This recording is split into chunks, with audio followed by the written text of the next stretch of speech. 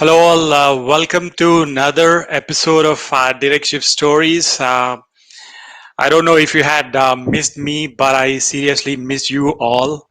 And if you're watching this live on LinkedIn, leave your comments because today's guest is an exclusive person who is dedicated to helping others succeed, not only in their exams, in their personal lives. Somebody if anybody out there is in grief, this particular guest make sure that they're not in grief anymore. She has got her own business which revolves like the sun, probably like the way the planets keep moving. So there's she had her own business built around grief. So in case if you are watching this live, let me know in the comments if you're watching this live, where you're watching from. um, I would love to listen to you. Probably would like to make it more engaging. So today's guest will be somebody who is a licensed master social worker, who is an author, who is a speaker, who is a native of Gadsden, Alabama. So please welcome Sinika. Hi, Sinika. Hi, Raj. Thank you so much for having me. I am so excited to be here today. I'm super excited. I'm a little nervous because again, it's a privilege to have somebody from the social work field. Happy Social Work Month, Thank uh, you. and happy Women's Month as well. Happy, probably we have International Women's Day coming up. I Mhm. wish I was woman at times, but wish you advance wishes for upcoming International Women's Day. But thank you for accepting our invitation to be here, Senika. Thank you again for So having me. before we begin, as this is your first live, as you mentioned, we have so many things to be proud of. This is my second LinkedIn live on my personal profile, and we've done thousands of lives on Facebook or YouTube. This is also being streamed onto our Direct Shifts, my personal profile, LinkedIn, and also Direct Shifts LinkedIn profile. So if anybody is watching out there, please leave your comments. Let me know in the comment section as to any kind of questions or where you're watching this from. Sinika, so without any further ado, please introduce yourself to our audience. Yes, again, thank you for having me. It looks like one of my cousins is actually watching today. I am a licensed social worker from Gadsden, Alabama. I've been a social worker for over 13 years now. I currently work full time at the University of Pittsburgh. And as you mentioned, I have my own business on the side. I'm an author as well as an entrepreneur. And I started my own business called Grief Teas and Things in 2019 to connect those who are grieving with other people who are, sharing similar stories. Awesome. So many people they start their business thinking about generating some kind of revenue apart from helping the community. Thank you, Jordan Madden, all the way joining in. Thank you so much for watching this live. So now that we know who is our live viewer, one of your cousins, so we'll Yeah. see if he has got any giveaway or probably if he has got any questions for us. But on top of that, let me see if I can highlight the grief tea sign thing. So when did this begin? When in which year did this um, grief tea sign thing started? Yes. So I started it in November of 2019.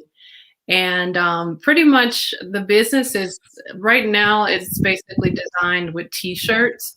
And each t shirt has a different topic of grief, whether it be infertility, miscarriages, lupus. There's other health issues that are featured on my shirts, and it's just a way to connect other people who may be going through similar struggles, and also a way for people to start a conversation. So, for example, I have suffered from one of the topics on the website, and it's a way for me to connect with other people who are also going through the same struggle. And the goal is, as it says, for no one to suffer in alone or in silence. Yeah, that's right. So definitely nobody should suffer in silence. And one of the core elements of being social is to be happy with others. So, and the fact which I've noticed is over social media, people are not social because we either try and compare ourselves, the kind of journey which we go through in lives, on personal and professional level. We always keep comparing ourselves, and we are always in that grief state. Mhm. And so, do you have any tips apart from? I wish I had one of the One of the grief tips? tea things. Like I was wondering, like as I was going through your bio, I was like, couple of people might say video sucks, or probably people who are scared of going live, they might say live sucks, or Mhm. probably podcast sucks, or webinar sucks. Many people who loves reading or lots of blog articles, or who are more of a person who would go through newspapers. They didn't want to watch this generation Z, or probably people going live, too many lives. There is this stigma around too many webinars due to post pandemic.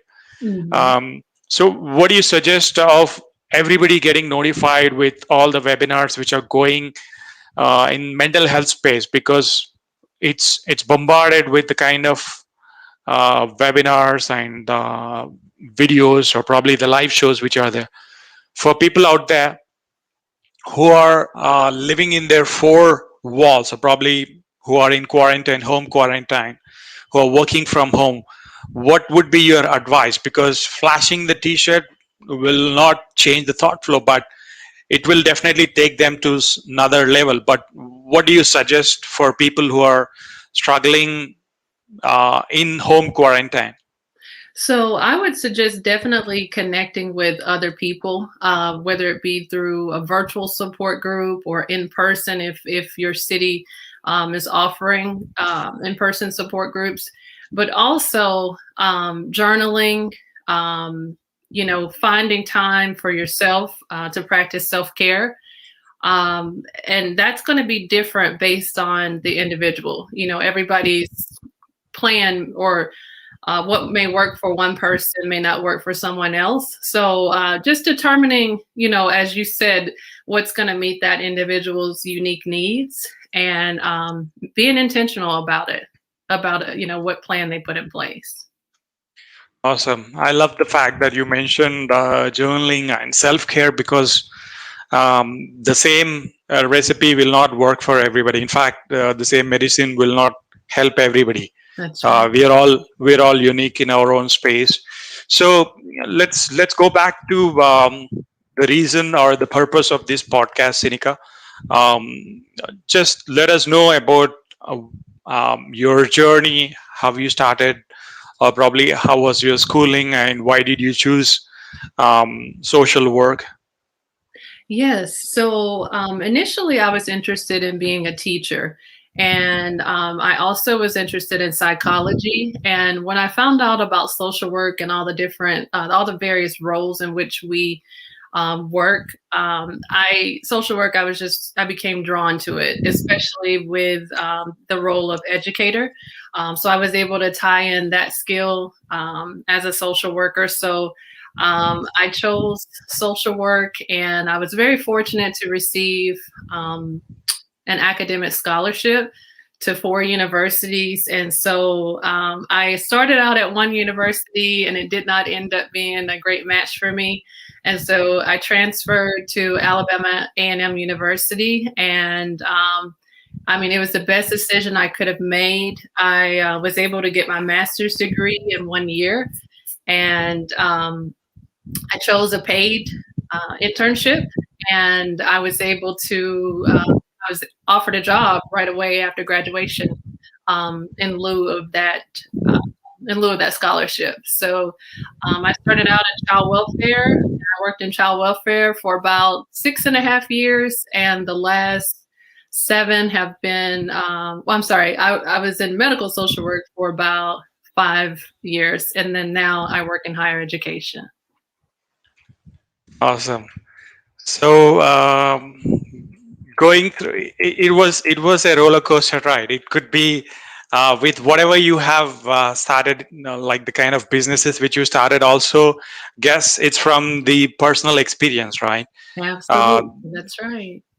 thank you so much, Pankaj Devanji, for watching this live. Thank you so much for your appreciation. In fact, it's a great work by everybody out there who is fighting. Everybody is a warrior out there, like the way your T-shirt, the kind of grief and teas and things shows. Everybody is a warrior out there. Many people, we strongly suggest, not only the social workers, therapists, counselors, even one of the guests who was on our podcast also, we keep saying the same thing. Apart from publishing content, apart from publishing your live, like the recorded videos, go live, apply for LinkedIn Live, or go live probably when you interact with another person out there. When you Mhm. pick up your phone and call the other person, they feel more relieved. Uh, there's kind of a transformational change um, when you speak to person live, as in be it a phone call or be it or these podcasts or interviews, but there's some kind of a connection because people get connected on the spot. They can get the things clarified on the spot. So if somebody out there had to ask you um, one thing which you had known before you started your career, what would that one thing be, Sinika? Now, are you saying one thing I wish I had known, or Yes, one thing. okay? Yeah, one thing which you, yeah, in case if you had to choose any other career apart from social work, what is that one thing you wish you had known before you started this as a profession? I would say definitely self-management, and what I mean by that is I wish I had known beforehand how to develop a self-care plan for my own wellness, because in social work we deal with other people's, challenges and issues, and so um the the more calm my life could be in the process, the easier and the more energy I have to put into my work. And so and when I say self management, I don't just mean self care. I also would like to include even budgeting and personal finance. I think those are two biggest areas that people struggle with, not just in social work, but just as an employee in general, especially a new worker. I think, coming out of college, there's a lot of things to contend with. And so I think had I known, had I put more into those things initially, I think I would have been set up more for success. Yeah, self management. In fact, you would agree to this as well. We learned management from our mother. Probably every mom out there is one of the toughest managers. Mhm. Probably toughest are the best managers, I would say. So it's like we all know our moms are best managers. They come with the best management principles, not the management principles which we learn from Harvard or from Boston or any other university out there. Because again, a couple of other guests whom we spoke to, Dr. Chris Stout from Harvard Medical School or George Anderson from Harvard Medical School, all these other guests, there are things which you learn probably in your 70s or 80s when you're part of the curriculum, the theory based. So what made you choose this social work as a profession? This is again a tricky one. I understand that self management, or probably that is. Why did you choose social work? Like, was there anybody who impacted you from your family, or is it your friends, or is it the pay, or is it the flexibility? Why did you choose to go with this particular profession? So I Uh, did social work because I enjoyed helping people. And, when I look back over my life, as you said, someone from my family, when I look back over my life, my aunt mom was pretty much like our first example of what's formally called kinship care. After my parents passed, after my mom passed, I'm sorry, she took my brother and I in and raised us. And so that really was like my first glimpse in a way, even though my aunt mom was not a social worker. She really navigated a lot of systems for us, including taking care of us, our mom, and so I would say that she definitely was one of the persons that had a big impact on my life. And I just always enjoyed helping people. My aunt mom took us to church, and we were very involved there as well with a lot of different ministries. And so we've just always been, involved and connected with helping other people. So and I'm the only social worker in my family. That's good. When you said ministries, and like on Sundays, probably on the service, in case on Sundays. Normally in India also, not part of the official podcast, but we go to service, we sing songs. Again, be it kind of a service to others. So let's dive into the book which you write, which you had written. How I passed the social work licensure exam, and how you can do as well. So uh, now again, there are many titles which you can pick from.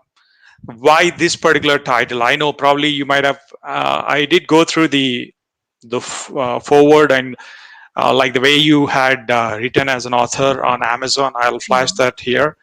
But why this particular title? Why not something else like social work licensure exam made easy? Why not pass your exam in less than one attempt, or less than two attempts, or five attempts? Why this particular title? Right. It's funny that you mentioned it because I pondered over the title, over several different other titles. And I chose this one because I wanted to tell my story. A friend of mine, he says something very interesting, and he says that my book is very person and environment centered. And so basically it's not like, it's not a study guide. I make it very clear it's not a study guide, but it's me telling my story of how I struggled so hard to pass this exam. I was so close several times to passing, and I finally conquered it. And I just wanted to encourage people, and that's where the how you can too comes in, because I wanted to encourage people to not give up. I had so many colleagues who, after one to a few times of taking the exam, they just gave up. They were like, well, maybe I'm not supposed to be a social worker, and truth be told, after the time before last of me passing, I almost gave up as well. I almost pondered, okay, well, maybe, social work is not what I'm supposed to be doing. Maybe God's trying to tell me something here. But, I persevered, I endured, I anchored down, and I figured out that because I failed, I not only had to learn test strategy, but I also had to learn a mental strategy. I had to repair the damage that was done from failing and feeling as if I would fail when I went into the exam room. Oh, okay. That's awesome. So if anybody out there, probably if I should ask now the next question, which is like Karen Zgoda, one of your editors of this book. I don't know how many sleepless nights you both had with respect to making sure this book is perfect for anybody out there who is preparing for the exams. In fact, there are lots of practice sessions out there. Mm-hmm. So did you ever think of creating a club for the people who are preparing for these exams? I know for the fact that you're a queen of giveaways. Like I know you had multiple giveaways of the exam fee for anybody out there who is struggling or who is stepping back due to the current mental health space. Mm-hmm. But what made you start the giveaway season, as in helping others succeed through their exam fee? So I decided, so the thing of it is with the book, not only was I encouraging people there, but also because of my story, people were reaching out to me. And so I was spending a lot of time, of my personal time coaching people, mentoring people, encouraging them, to pass and telling them what I'd done. And so oftentimes a lot of the issues to people taking the exam, for myself included, was not having the money sometimes to take it. The last time I took the exam, it was $305. And that doesn't include any, workbooks I purchased or workshops I, paid for to attend. And so I spent a lot of money, trying to figure out the best way to pass. And that's the same issue that others have. And so I decided to take it a step further from, the book and from coaching and mentoring people, and also just decided to start giving people money to help them to register for the exam. Awesome. So, does this also experience come from like the kind of hobbies which you have built? Probably be it bowling, or I don't know what could be your thoughts when you're preparing or probably helping somebody for prepare like getting their exam done. I also see from your bio that you enjoy traveling in your spare time, or Mhm. probably enjoy bowling. That's part of the many people out there. Many people, they spend 15 to 18 hours getting busy with whatever they already have at hand. I know there's another book which is also coming up, right? Apart from the book which you had published. Um, so this other book which you are writing about, get out of your rut and create the life you want. Is it for only for social workers or somebody who is preparing for the exam, or is it for all the audience? It is going to be for all the audience. Anyone who is just unsatisfied with where they are in their life, anyone who feels as if they've fallen into a rut and just, desires a change in their life. It's going to provide tips and suggestions on how to create more of what they want. And I want to go back to something you said earlier. You asked me if I had thought about ever starting some sort of, my own workshops or things like that. And I just want Yeah. to say, I don't feel that that is my calling. I don't feel as if that's my skill set or strength, at least not at this time. There are a host of different people who are, holding workshops and seminars, and I feel that, at this time, people should, take advantage of what's out there. My book, again, is just, sharing my story and just encouraging people to keep trying, to not give up.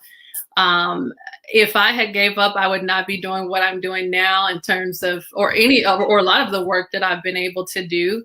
And so, this next book, it really ties into, if I could say, Raj, during my attempt of trying to pass the exam, my book, I left out a lot of psychosocial things. I left out a lot of things that I went through in my own personal life while trying to pass. And so my goal was for that book, the initial book, to just be about passing and staying motivated. And all those other things, life things that happen, I will put some of those things in some of my later books, just kind of, and I'm sure a lot of those things people can relate to as well. So does this also include psychosocial things for like the way you publish children's book on grief or loss, like the grief and loss which you have for children's, or is it going to be a different publication? So it's going to be self-help in general, but I will, throughout the book, I will talk about some of the things that I've been through, which are some of the things that other people have been affected by as well, such as grief and loss, adjustment, maybe we could even throw some pandemic, COVID things in there. I don't know, some of the things I've learned. But yeah, it's going to be for a general audience. Anybody will be able to pick it up. And I want to say this too, Raj. So even though my first book is, it's directed towards social workers. My hope is that anyone will be able to pick up that book. Maybe someone's trying to pass their CNA exam. Maybe someone's trying to pass their bar exam, and maybe they can get inspired from knowing that, hey, maybe I don't give up. Maybe I keep pressing on and keep trying to pass my state board exam or my certification exam. So that is my hope for my book. I hope that like I said, people who are not just social workers will be able to gain encouragement. Awesome. So, with respect to the kind of the kind of the way you put it across, like the way you said about children now due to the post-pandemic parenting. In fact, with my own children, I know they're all on the devices all the time. I wouldn't say that's grief or loss, but we know it's kind of an addiction to spending couple of hours, not only couple of hours, it's more than 5 to 6 hours on the devices, on the digital devices. Every parent out there could be going through lots of grief, due to which they divert their attention to something else, which is over social media, or probably they try and get in touch with Dr. Internet or Dr. Google. We all know that Dr. Google is not going to give away all the answers, or Dr. Internet is not the right solution. But again, for people out there, they need to know what kind of failures you had been through, because definitely you wouldn't be able to put in this kind of work unless you had experienced it. That's what I believe. So what's your biggest failure and what did you learn from it? So one thing that I would say was, well, first of all, let me say I've had many failures, but I Yeah. would say that one of my biggest failures was during those trialing years of trying to pass the exam. For a certain period of time, I joined the pessimistic club. And what I mean by that is, there would be a group of coworkers and we're all just venting and talking about, all of the barriers and the negative things that were Oh present, God. to keep. Are you sure that there are clubs like that too? They're undefined, but they're there. And, I can say that I have truly learned that you can get a lot more accomplished in life with hope and optimism. And so it took me a while to get to this place. And I want to go back to something you stated earlier as well. I think you said what inspired me to give. And so a few years ago, I started listening to a man that you're probably familiar with named Dave Ramsey. And Yeah. one of his mottos is living and giving. And so, Yeah. in listening to him, I really learned like the importance of not just living for ourselves, but, learning how to give, to others. And even prior to listening to him, I went through a phase in my life of grief and loss. And what I realized is when I took the attention off of myself and I put it onto other people and onto helping other people, it lifted me. I felt better. And so I would say that that was also one of my motivating factors for giving, is to live and to start living and giving. That was my motive. Awesome. So definitely, for people out there, I don't know what makes them, what empowers them to start something like that. Normally, I attend these virtual meetings, which is part of Toastmasters Club, or probably something which is under Lions Club, or somebody who would start their own fundraising activities for charity. I've seen something like that, but okay, good to know that there are people out there who is also running their own pessimistic clubs. Probably that's part of healing, I guess. That's also kind of therapy. When you vent it out, I guess you heal internally. That's what few licensed therapists also speaks about. That's an awesome sharing. In fact, being vulnerable on live, it's again, it's not easy, but Thank you for sharing that, Yeah. Sinika. And what advice would you give it to somebody, like, do if anybody out there who is wants to have similar success like yours, do you suggest the same kind of failures, or what advice would you give to somebody out there who want to pursue a career like yours? So I would say, number one, I would say you definitely need to pass your social work licensure exam. It is going to give you so many opportunities beyond just having a master's or a bachelor's degree. But the second thing is to network, network, network, because a lot of the opportunities that I've been given or blessed with has come through networking and connecting with other people, figuring out how I can help them, or vice versa. Yeah. And when it comes to networking, people have different misconceptions. They're like, oh, this person is networking with me trying to sell something. And that's what I've noticed. And we've been doing webinars for over, I would say, more than 8 years. But in the last 1 year, there's no need for asking people, requesting people to join us on the live webinar. That's what I've noticed, because everybody's out there. Um, we know how Zoom had bombarded. So now networking is more of happy thing. Earlier it was like more of like, hey, now that you connected with me, please don't sell me anything, was the Mhm. kind of misconception which people had. But people are happy to network because we know everybody had seen a tremendous change, the transformation which is there out there.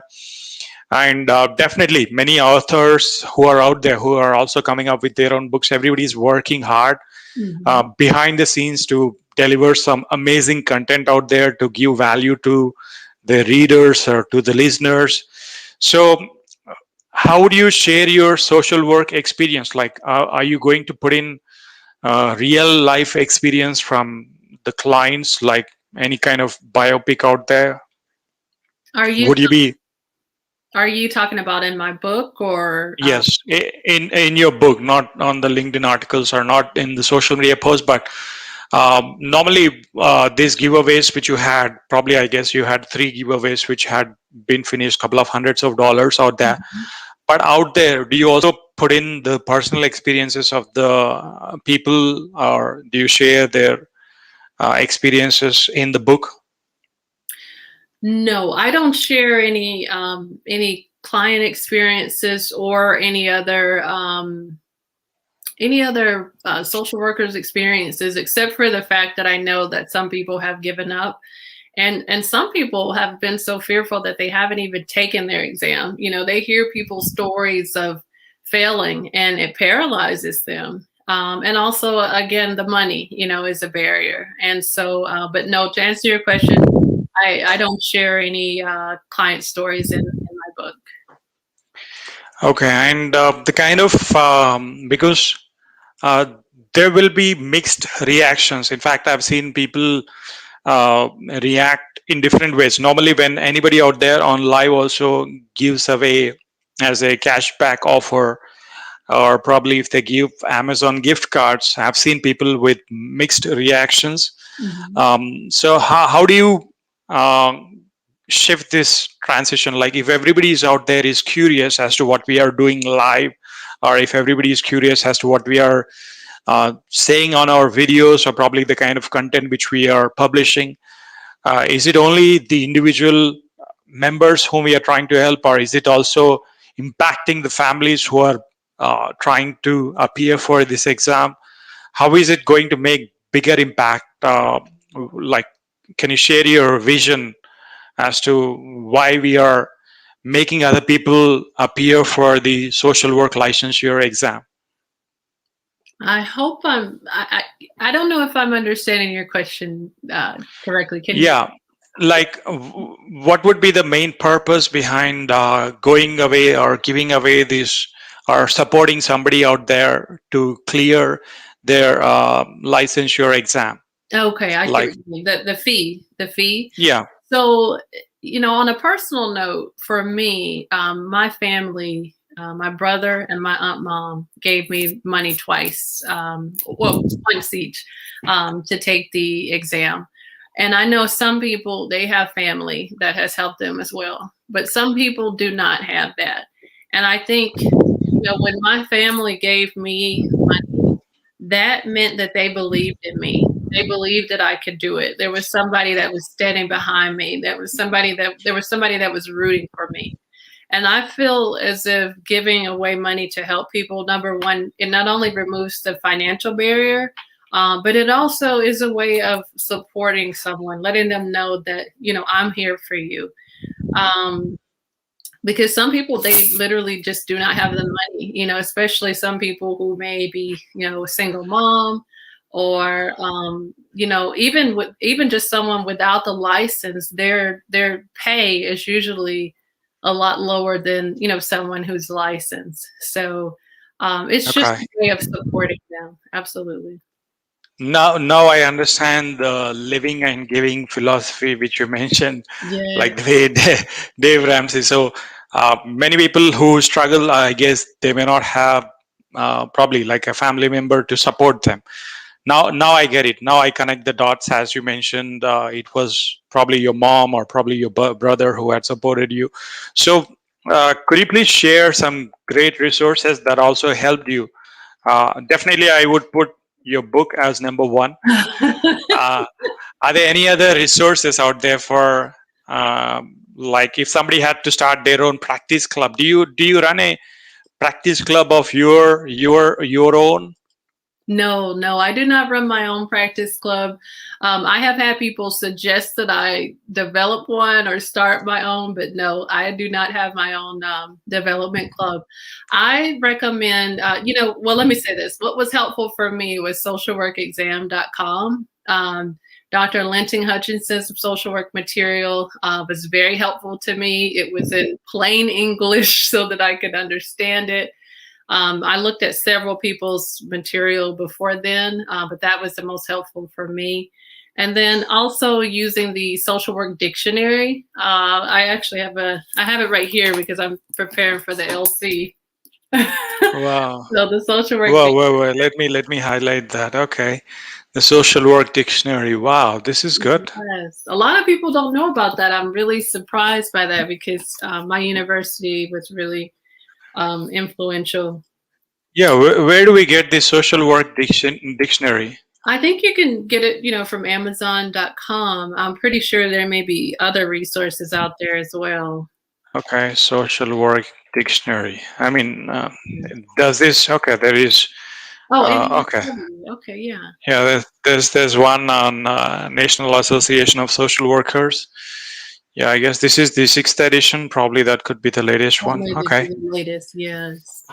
yeah, that could be. This is the one, the latest one. That's awesome. I didn't know. I speak to lots of other therapists, counselors. In fact, we asked them if they have any other great resources. None of them shared this. Probably this could be new. Oh, this was published in 1987 Oh, yeah. I mean, originally. it's not new. Yeah, it's been around for a while.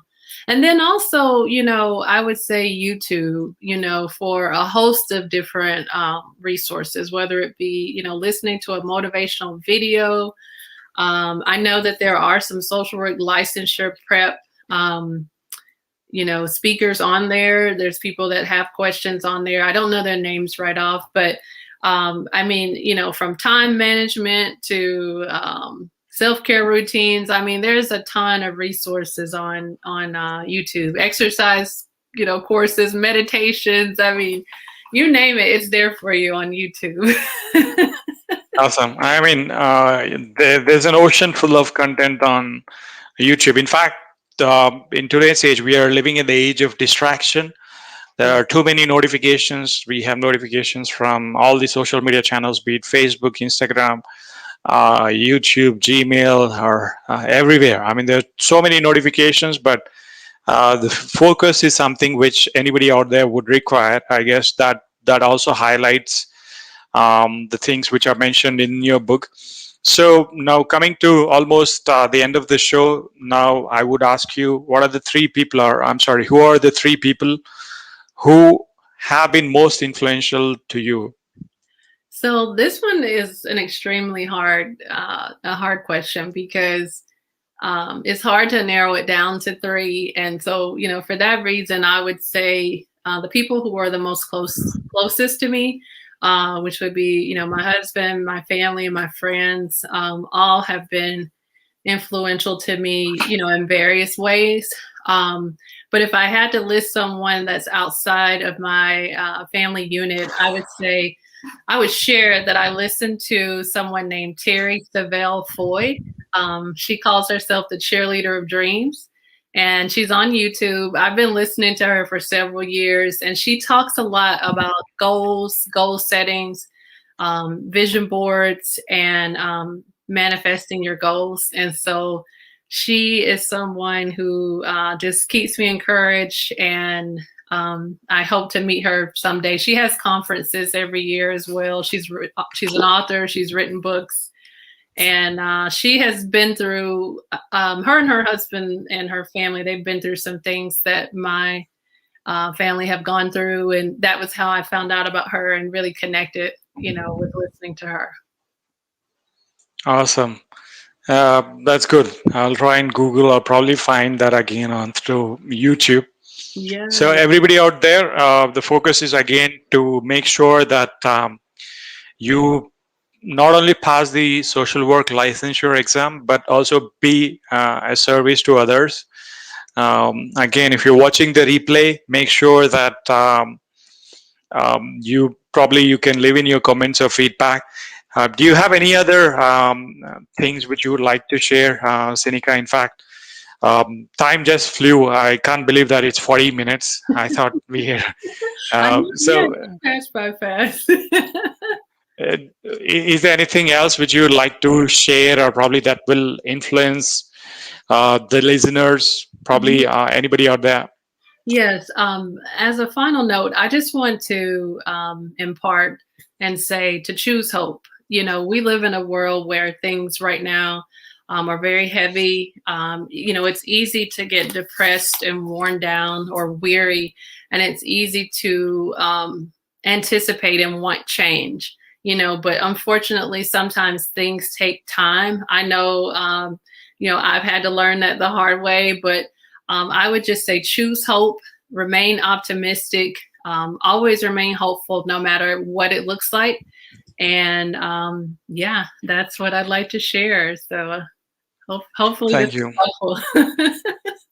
If anybody need to get in touch with you, so they can log on to this particular website, www.sinikacalloway.com, right? Yes, that's right. And I'm on Instagram at Sinika_C.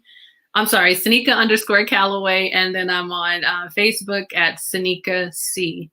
I'm on LinkedIn as well at Sinika Calloway. Okay. I'll leave that in the comments. So at the rate Sinika _. Calloway this is the Insta, right? No. Oh, that's Instagram. Instagram is Sinika_Calloway. I can put it in the chat if that would be helpful. Or the let me I guess I can easily navigate from your website. Okay, there you go. Yeah, you can go if you go back to my website down at the bottom, at the top. It should have the. Or else we also have the link tree, which is like, okay, this is awesome. Sinika, the link tree, Sinika Calloway. Let me zoom in. Yeah, this is the one. Okay, so about me takes to your website. Right. Book takes to the Amazon. God Grief takes to your website, which is the grief teas and things. Yeah. Yes. And the social worker success. I guess this is what you are also talking about. Is this like one of your published articles, Sinika, or is this something which you wanted to share as part of the resource? That was published on. Yes, I'm glad you mentioned that. It was published on the new socialworker.com, and I was just sharing some success tips and self-care tips for social workers. I wrote that a few years ago. Yes. Wow. So yeah, the self-care management, there are things which you mentioned in this today's podcast, which is awesome. Yes. So these are the tools for the listeners out there. Just go to the link tree of Sinika. So you'll find the link to this blog article. Over 500 plus readers, the Social Worker Success and Self Care Toolkit is awesome. I love this toolkit because many people, though we are bombarded with too many things, if Yeah. you don't have the right toolkit, if you don't have the right set of tools, you don't know what you're working or what we are aiming for. Okay, this is awesome. These Thank, great resources. thank you so much, Raj. And also humor is one of the tools, definitely. Yes. Without humor, it's tough to win a battle with a spouse. I know how hard it would be to win a battle. Again, the goal is not to win a battle with my wife or probably with the kids, but this humor is an ultimate tool out there for anybody out there who's working on their self-care or anybody who's working on their mental health. Thank you so Absolutely. much. Thank you so much, Sinika. Again, we can go on probably for another 15 minutes also, but in the limited amount of time with whatever we have, we try to give or raise awareness on this particular mental health space again with whatever you shared. Thank you so much for being here. I know many people out there. Everybody's going around in circles, probably going through their daily routine or the chores. Um, but out there, if anybody needs to get in touch with you, we will also pass it on to our set of listeners, the clinicians. So, do you have any more last minute things which you would like to share with our audience, Inika? No, not at all. I Hey, just thank you so much for this opportunity. I believe we shared quite a bit today. But yeah. again, thank you and direct shifts for having me. I really appreciate it. Do we have any surprise giveaway? I'm just kidding. we I'm glad that we do not have any live listeners, but definitely there will be somebody who might watch replay, or we will also send this podcast to our listeners, probably bites of this through our social media content.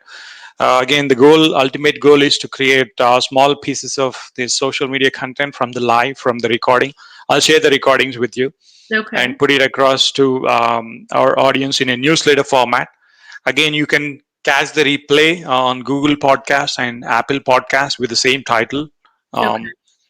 um, which is with Sinika Calloway. So, for all the listeners out there, thank you so much for tuning in for this particular episode with Sinika Calloway. So, thank you so much, Sinika, for being here. This is your host, Raj, and I'll see you with another episode of Direct Shift Stories very soon. Thank you so much, and stay tuned until then. Thank you. Bye bye. Thank you, Sinika. Thank you.